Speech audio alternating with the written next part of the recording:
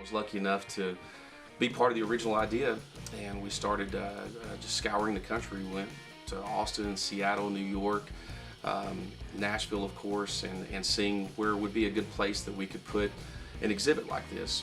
And logically, one of those cities would have probably been the best in regards to population and people want to participate in what cities have a large historic music activity. But you know, there was something about Chattanooga, Tennessee, and the idea of being able to be placed in the Chattanooga Choo Choo that was just incredibly attractive to us. If you think about these guitars in the time that they were built, the Chattanooga Choo Choo was a transportation hub for musicians and instruments, if you think about it. I've sit in the middle of our facility, which is about 7,500 square feet, as we were building it and just started to put guitars in. I'd go in by myself and sit around the room and just try and take in what has taken 4 years to accomplish. And I wish that the guitars could talk to me and tell me some of the stories, and maybe, you know, that said, hey look man, I was with this guy who was trying to make it in the record business in the 50s, and I rode this train back and forth through here several times on a connecting train ride, trying to get to somewhere where people would listen to my music. And I've got a memory of being in here on this train. And so how much more romantic could it be that a guitar is back in a facility where, you know, in all likelihood some of them could have ridden on that train before.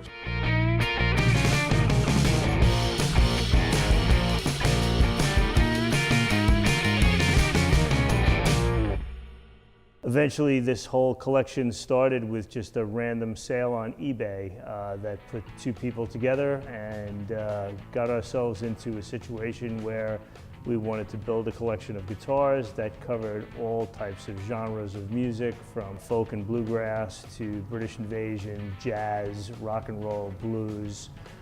So we concentrated on certain areas of electric guitars and archtop guitars and banjos and all the like, to make sure that it was complete. Through my travels, I'd looked at several of the museums around the country, and you know, whereas they're extremely well done, there was something I noticed that was kind of a theme amongst the word museum when it's attached to a place. As much as I love museums, they all seem to be kind of quiet. They looked very, I don't say sterile in a bad way, but it was like they were very reverent to the artifacts that they were showing. And that part of it I liked, but at the same time, the guitars are rock and roll. Even to emphasize it, we wanted to build it like jewelry, so we really built it out and put a lot of the best into it. We put this 64-foot long by 11-foot neon sign on the front, on the top of the building, so when you're driving down the highway, you can see it.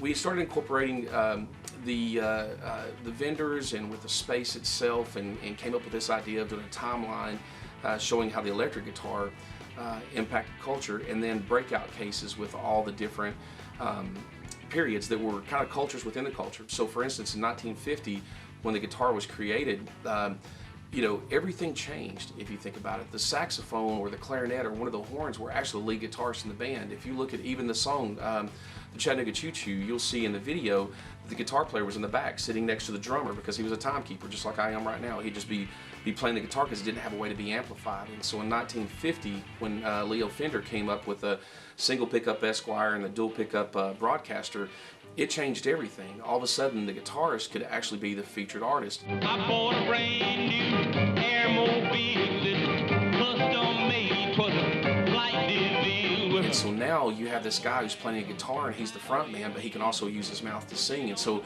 it was something really unique with the medium of television coming into play at the same time. The 50s changed and shaped American culture, and I think it was all based around the electrified guitar, because now you have an electrified bass, the guy playing the drum set, you've got the electric guitar player, and with this medium of television, now these guys had a unique opportunity to go out and play their songs, and you know who their name is. You now know who the drummer is. You now know who the bass player is, because they're part of a band. The sound of their music made your body move and dance in ways that it never did before, you know, and so this music just made people move in ways that they didn't, and it wasn't adequate for TV at the time. They didn't want the young people to see it. And so if you think about how much this music changed culture, it's incredible, and it wouldn't have happened without the electric guitar.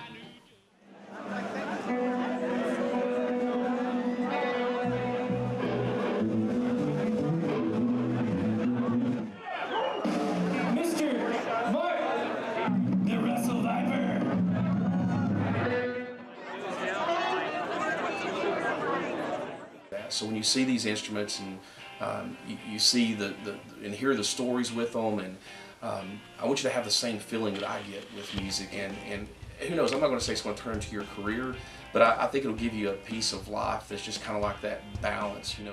For me, when you leave Songbirds, I want you to have a new inspiration to be able to go out and you know, start singing in your church choir, start singing in karaoke, pick up the drumsticks and start playing that drum set that's in the basement, grab Grandpa's guitar out from underneath the bed and start striking a chord on it.